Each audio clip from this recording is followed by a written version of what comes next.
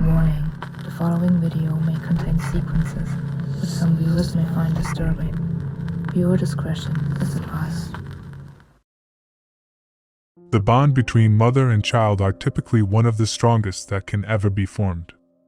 There's just something about giving birth to someone that makes the mother want to protect and cherish that baby. Obviously, it may come with a lot of worries, but most mothers have a strong attachment to their child. Even when a mother decides to give up their child for adoption because of circumstances beyond their control, most can't hold back their tears when the time comes to actually give away the child. In fact, in many instances, even when the child grows older and becomes an adult, you can still find the mother viewing him or her as her baby still. But why am I talking about all this? Well, our case today is a particularly disturbing one.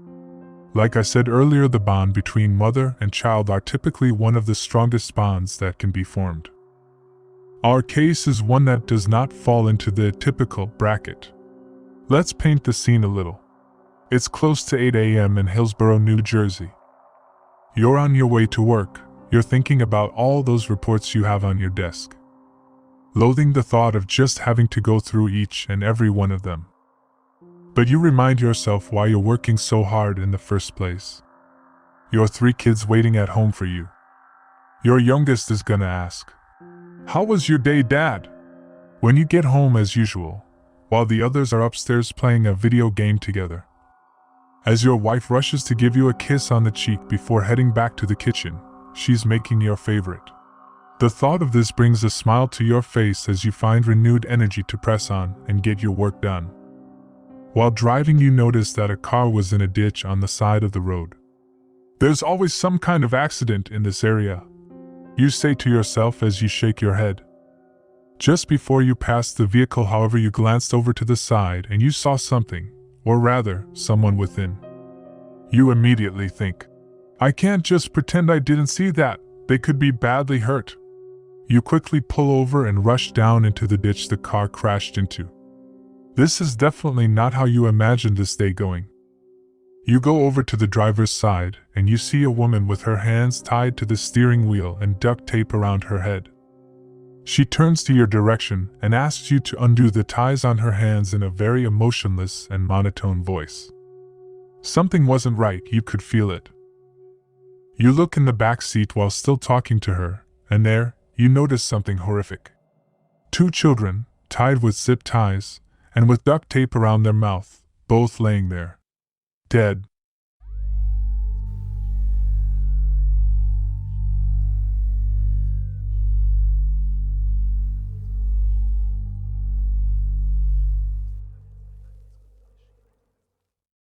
Our story begins in Hillsborough, New Jersey on Tuesday, November 9th, 2021. A man called 911 and reported that a gray Toyota Corolla was in a ditch on Mountain View Road. Inside was Yuhwei Chou, age 36, along with her 2 children Samantha and Paul Ross, duct-taped and hands bound with zip ties. Samantha was 7 and Paul was only 10 months old. The 2 kids were pronounced dead on the scene. An autopsy later revealed that the cause of death for both children was asphyxiation. The murderer wasn't far either. In fact, the murderer plainly opened up to it. Yuhwei, the children's own mother, then went on to explain in detail what she did. She stated that she had been planning out the murders for about a week, but she put her plan into action on November 8th. She stated that she had driven to Wawa for lunch and then drove to True Value to buy the duct tape and zip ties. She then drove to Apex Park and began to duct tape Samantha's face. But during this, she got spooked by a bystander and stopped. At this point, I think Samantha knew something was seriously wrong. But Yuhwei did not mention if Samantha tried running away or pleading, but I could only imagine that a child would feel scared in a situation like that. Imagine just after having lunch with your mom, she drives you and your baby brother to a park, then starts putting duct tape on your face out of the blue. Let's continue, however. When she was spooked, she realized that the area was not exactly safe to carry out the crime she was about to commit without witnesses. So, she decided to change locations. She drove out to the scene of the crime, Mountain View Road in Hillsborough, and parked in a hunting area on the side of the road. She then proceeded to zip tie Samantha's hands and put duct tape on her face, then did the same to Paul. After, she suffocated the children. I couldn't imagine this didn't go down without some sort of struggle, but again Yuhwei didn't mention that her children fought back in any way. One wouldn't expect 10-month-old Paul to do anything. But Samantha was a bit older. However, I digress. After this, she then put duct tape on her own head and zip-tied her own hands to the steering wheel. With how she went about doing this, one would logically conclude that she tried to make her children's death look like it was done by someone other than herself. After all, she duct-taped herself and then used zip ties to bind herself to the steering wheel. But when the police arrived, she didn't hide anything. She stated that she zip-tied herself to the steering wheel and duct-taped herself. She followed up that statement by telling the police that her children were dead before the autopsy was even done. And she did this while showing no emotion. Like she was numb to all of it. She was charged with 2 counts of first-degree murder and was denied bail and was ordered to remain behind bars until her next court hearing on December 20th. She isn't a U.S. citizen, therefore she had to be denied bail since there was the possibility of her just flying back to her home country. But honestly, I don't think that she would have. Something here doesn't add up. No motive has been given, or at least no motive has been shared with the public, but this woman strangled both her children and casually, or rather emotionlessly, admitted to it. She went through a series of procedures that would suggest her trying to conceal the truth, but she openly admitted it. Something is seriously wrong here. Let's take a look at what we do know again. Maybe that will give us some clues to find out what we don't know. Note that I said that during this entire thing she seemed emotionless. That got me thinking, are there any conditions which causes a lack or inability to express emotions? And the answer is yes. One is alexithymia. This is basically a condition in which you have problems with feeling emotions. It's not very well known, but it's estimated that 1 in 10 people have it. It also tends to be a second diagnosis to other mental health conditions. Meaning that one who has something like depression would be more likely to have alexithymia.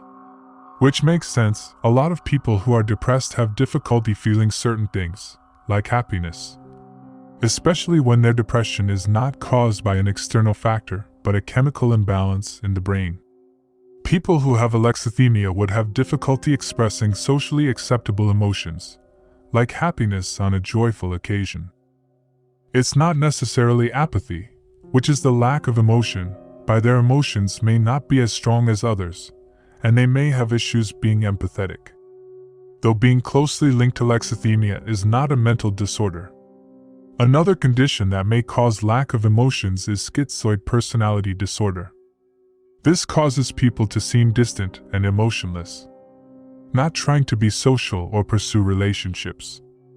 In fact, one with schizoid personality disorder would find being alone a desirable part of their life.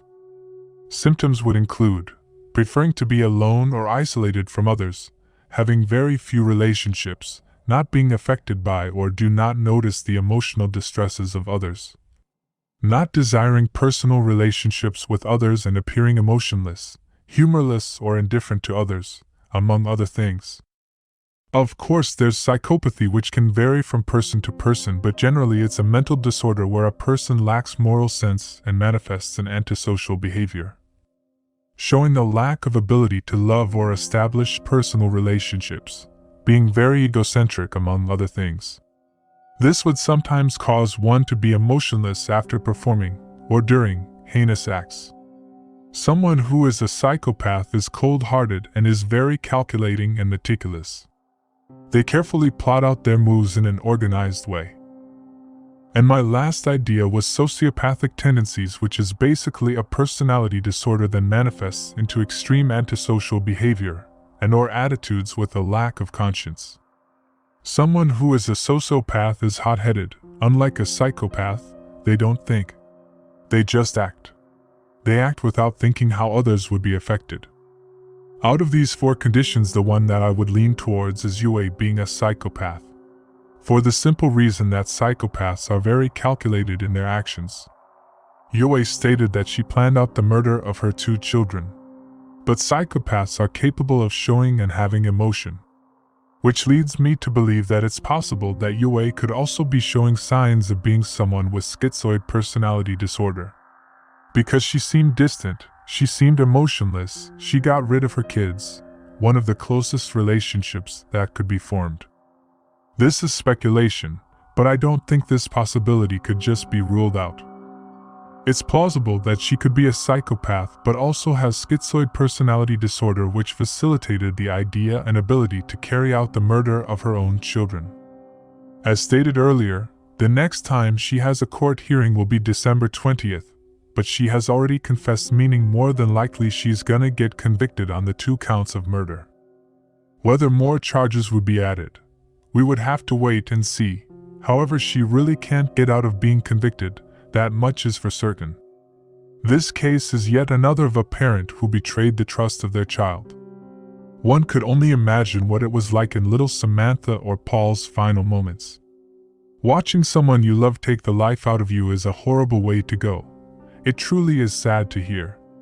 Some people really don't deserve to have children. We can only wait and see if Yuhwei ever gives her reason for killing her children. But whatever reason she gives, we can all be sure would not be able to justify her actions. Paul and Samantha Ross had their entire lives ahead of them, and again, it's just really sad how it all ended. Hopefully justice is served in full to Yuhwei Chou, and hopefully, Samantha and Paul rest in peace.